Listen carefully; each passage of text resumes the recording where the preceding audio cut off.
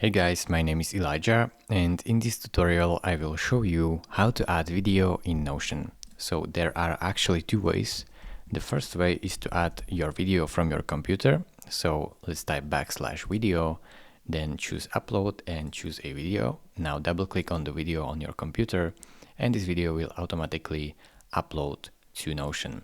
The second way is to add video with Embed. So type / and then embed.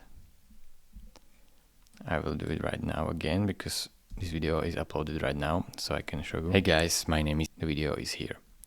So the second way, / embed, and now here you will paste your link. So go to your video on YouTube or different page, press on the link and select it all. Press Command C or Control C if you are on Windows, and then here paste the link with Command V or Control V if you are on Windows.